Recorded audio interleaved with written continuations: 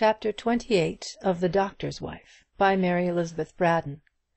This recording is in the public domain. Recording by Kirsten Wever. Chapter 28. Trying to be Good. The Sunday after Roland Lansdell's visit to his cousin was a warm May day, and the woodland lanes and meadows through which the master of Mordred Priory walked to Hurstonleigh were bright with wild flowers. Nearly 2 months had gone by since he and the doctor's wife had parted on the dull March afternoon which made a crisis in Isabel's life. The warm breath of the early summer fanned the young man's face as he strolled through the long grass under the spreading branches of elm and beech. He had breakfasted early, and had set out immediately after that poor pretence of eating and drinking. He had set out from Mordred in feverish haste, and now that he had walked 2 or 3 miles, he looked wan and pale in the vivid light of the bright May morning. To-day he looked as if his cynical talk about himself was not altogether such sentimental nonsense as genial, practical Mr. Raymond thought it. He looked tired, worn, mentally and physically, like a man who has indeed lived his life. Looking at him this morning, young, handsome, clever, and prosperous though he was, there were very few people who would have ventured to prophesy for him a bright and happy existence, a long and useful career. He had a wan, faded, unnatural look in the summer daylight, like a lamp that has been burning all night. He had only spoken the truth that day in the garden at Mordred. The Lansdells had never been a long-lived race, and a look that lurked somewhere or other in the faces of all the portraits at the Priory might have been seen in the face of Roland Lansdell to-day. He was tired, very tired. He had lived too fast, and had run through his heritage of animal spirits and youthful enthusiasm like the veriest spendthrift who squanders a fortune in a few nights spent at a gaming-house. The nights are very brilliant while they last, riotous with wild excitement that can only be purchased at this monstrous cost. But oh, the blank grey mornings, the freezing chill of that cheerless dawn, from which the spendthrift's eyes shrink appalled when the night is done. Roland Lansdell was most miserably tired of himself and all the world except Isabel Gilbert. Life, which is so short when measured by art, science, ambition, glory; life which always closes too soon upon the statesman or the warrior, whether he dies in the prime of life like Peel, or flourishes a sturdy evergreen like Palmerston; whether he perishes like Wolfe on the heights of Quebec, or sinks to his rest like Wellington in his simple dwelling by the sea. Life, so brief when estimated by a noble standard, is cruelly long when measured by the empty pleasures of an idle worldling with 15,000 a year. Émile Angier has very pleasantly demonstrated that the world is much smaller for a rich man than it is for a poor one. My lord the millionaire rushes across wide tracts of varied landscape, asleep in the paddled corner of a first-class carriage, and only stops for a week or so here and there in great cities, to be bored almost to death by cathedrals and Valhallas, picture galleries and ruined Roman baths, done in the stereotyped fashion; while the poorer traveller, joggling along out-of-the-way country roads, with his staff in his hand and his knapsack on his shoulder, drops upon 100 pleasant nooks in this wide universe, and can spend a lifetime agreeably in seeing the same earth that the millionaire, always booked and registered all the way through, like his luggage, grows tired of in a couple of years. We have only to read Sterne's Sentimental Journey and Dickens's Uncommercial Traveller in order to find out how much there is in the world for the wanderer who has eyes to see. Read the story of Mr. Dickens's pedestrian rambles, and then read William Beckford's delicious, discontented, blasé letters, and see the difference between the great writer, for whom art is long and life is only too short, and the man of pleasure who squandered all the wealth of his imagination upon the morbid phantasma of Vathek, and whose talent could find no higher exercise than the planning of objectionable towers. The lesson which Mr. Lansdell was called upon to learn just now was a very difficult one.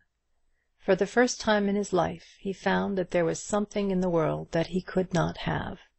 For the first time he discovered what it was to wish wildly, madly, for one precious treasure out of all the universe, and to wish in vain. This morning he was not such a purposeless wanderer as he usually was. He was going to Hurstonleigh Church in the hope of seeing Isabel Gilbert, and ascertaining for himself whether there was any foundation for Lady Gwendoline's insinuation. He wanted to ascertain this, but above all he wanted to see her, only to see her, to look at the pale face and the dark eyes once more. Yes, though she were the basest and shallowest hearted coquette in all creation. Mr. Lansdell was doomed to be disappointed that morning, for the doctor's wife was not at the Hurstonleigh church. Graybridge would have been scandalized if Mr. and Mrs. Gilbert had not attended morning service in their own parish. So it was only in the afternoon or evening that Isabel was free to worship at the feet of the popular preacher. The church was very full in the morning, and Roland sat in a pew near the door, waiting patiently until the service concluded. Isabel might be lurking somewhere in the rambling old edifice, though he had not been able to see her. He listened very attentively to the sermon, and bent his head approvingly once or twice during Mr. Colborne's discourse. He had heard so many bad sermons, delivered in divers languages during his wandering existence, that he had no wish to deprecate a good one. When all was over, he stood at the door of his pew, watching the congregation file slowly and quietly out of the church, and looking for Isabel. But she was not there. When the church was quite empty, he breathed a long regretful sigh, and then followed the rest of the congregation. "She will come in the afternoon, perhaps," he thought.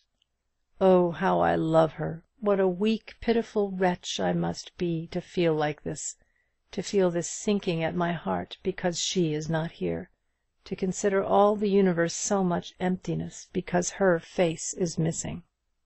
He went away into a secluded corner of the churchyard, a shadowy corner, where there was an angle in the old wall, below which the river crept in and out among the sedges. Here the salutations of the congregation loitering about the church door seemed only a low distant hum. Here Mr. Lansdell could sit at his ease upon the bank, staring absently at the blue Wayverne, and thinking of his troubles. The distant murmur of voices, the sound of footsteps, and the rustling of women's light garments in the summer breeze died away presently, and a death-like stillness fell upon the churchyard. All Hurstonleigh was at dinner, being a pious village that took its Sabbath meal early, and dined chiefly on cold meats and crisp salads. The place was very still, and Roland Lansdell, lolling idly with his back against the moss-grown wall, had ample leisure for contemplation. What did he think of during those 2 long hours in which he sat in the churchyard waiting for the afternoon service? What did he think of? His wasted life? The good things he might have done upon this earth? No. His thoughts dwelt with a fatal persistency upon one theme.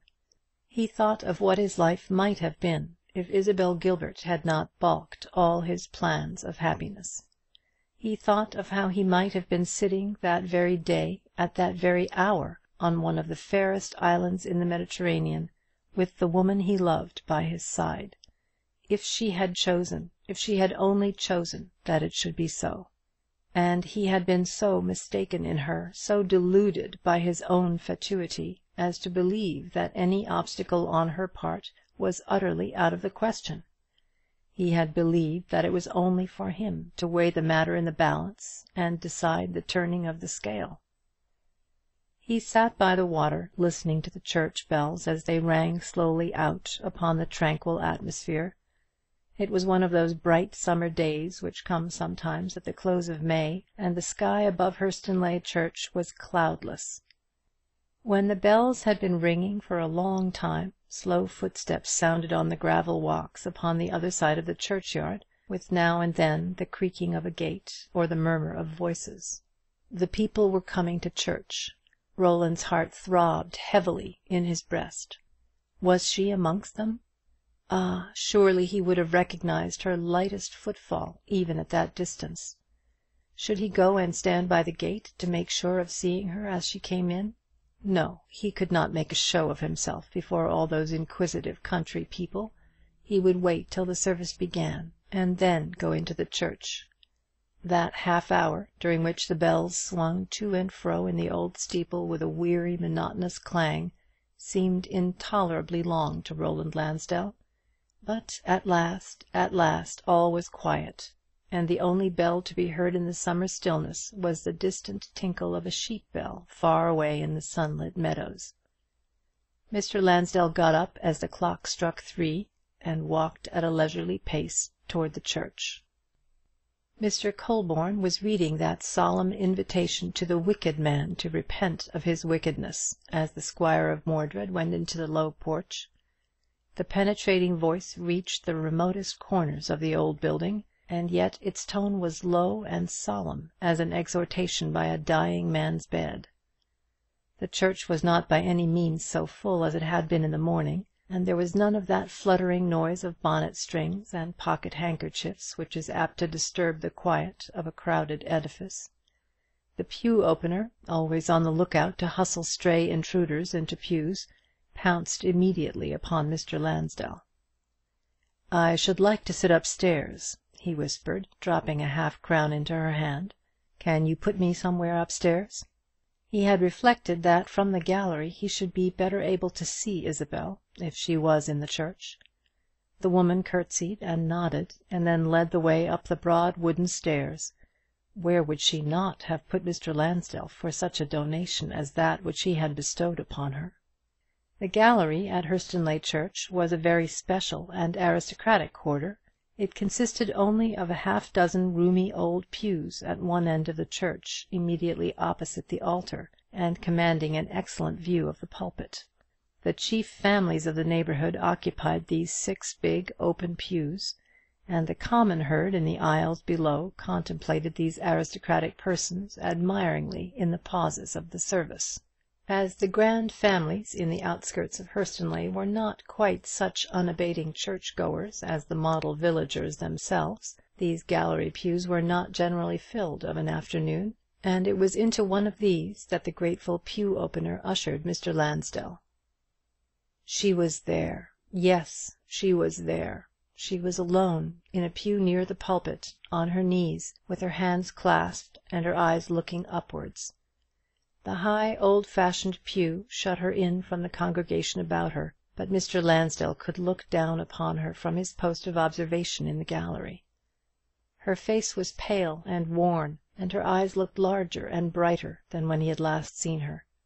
Was she in a consumption? Ah, no, it was only the eager yearning soul which was always consuming itself. It was no physical illness, but the sharp pain of a purely mental struggle that had left those traces on her face. Her lover watched her amidst the kneeling congregation, and a kind of holy exaltation in her face reminded him of the pictures of saints and angels that he had seen abroad. Was it real, that exalted expression of the pale still face?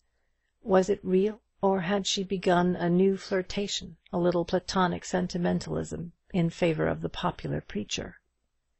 "The fellow has something in him, and is not by any means bad looking," thought Mr. Lansdell. "I wonder whether she is laying traps for him with her great yellow-black eyes." And then in the next moment he thought how, if that look in her face were real, and she was really striving to be good, how then? Had he any right to come into that holy place? For the place was holy, if only by virtue of the simple prayers so simply spoken by happy and pious creatures who were able to believe. Had he any right to come there and trouble this girl in the midst of her struggle to forget him? "I think she loved me," he mused. "Surely I could not be mistaken in that.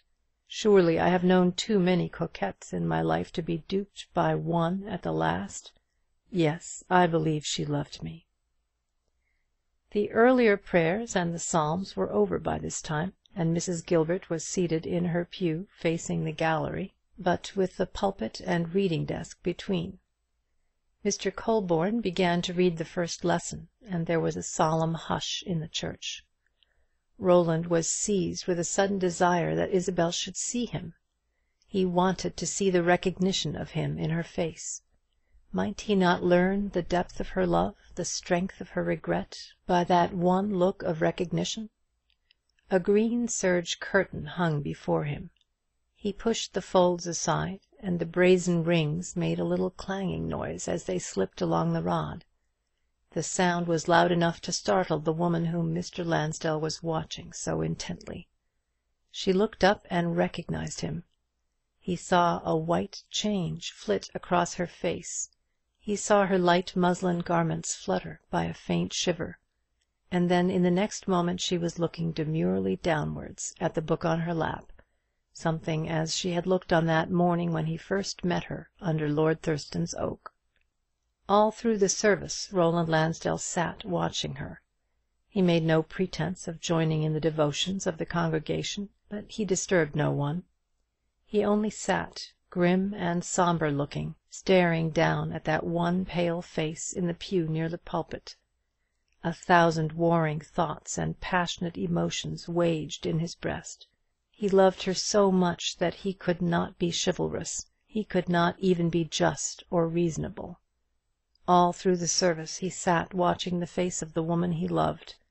If Austin Colborne could have known how strangely his earnest pleading words fell upon the ears of two of his listeners that afternoon. Isabel Gilbert sat very quietly under all the angry fire of that dark gaze. Only now and then were her eyelids lifted, only now and then did her eyes steal one brief imploring glance at the face in the gallery. In all the church she could see nothing but that face. It absorbed and blotted out all else, and shone down upon her, grand and dazzling as of old. She was trying to be good. For the last 2 months she had been earnestly trying to be good. There was nothing else for her in the world but goodness, seeing that he was lost to her, seeing that a romantic Beatrice Portinari kind of existence was an impossibility. If she had been a dweller in a Catholic country, she would have gone into a convent. As it was, she could only come to Hurstonleigh to hear Mr. Colborne, whose enthusiasm answered to the vague aspirations of her own ignorant heart. She was trying to be good. She and worthy plain-spoken Mrs. Jeffson were on the best possible terms now, for the doctor's wife had taken to staying at home a great deal, and had requested honest Tilly to instruct her in the art of darning worsted socks. Would the sight of the wicked squire's dark reproachful face undo all the work of these 2 months? Surely not.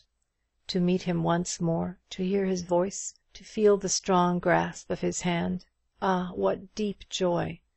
But what good could come of such a meeting?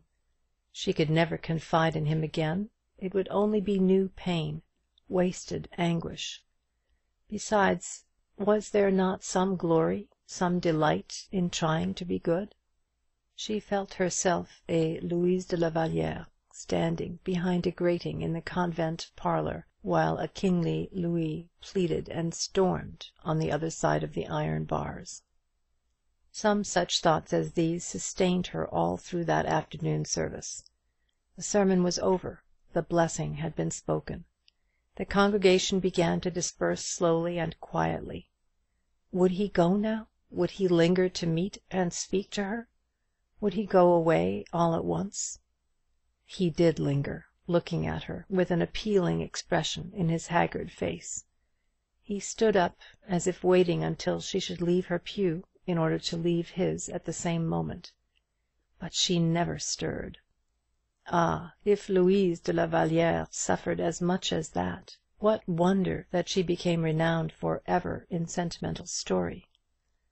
Little by little the congregation melted out of the aisle. The charity boys from the neighbourhood of the organ loft came clumping down the stairs. Still Mr. Lansdell stood, waiting and watching the doctor's wife in the pew below. Still Isabel Gilbert kept her place, rigid and inflexible, until the church was quite empty. Then Mr. Lansdell looked at her, only one look, but with a world of passion concentrated in its dark fury. He looked at her, slowly folding his arms, and drawing himself to his fullest height, he shrugged his shoulders with one brief contemptuous movement, as if he flung some burden off him by the gesture, and then turned and left the pew. Mrs. Gilbert heard his firm tread upon the stairs, and she rose from her seat in time to see him pass out of the porch. It is very nice to have a place in a romantic story, but there are some bitter pangs to be endured in the life of a Mademoiselle de la Vallière. End of Chapter 28. Recording by Kirsten Weber.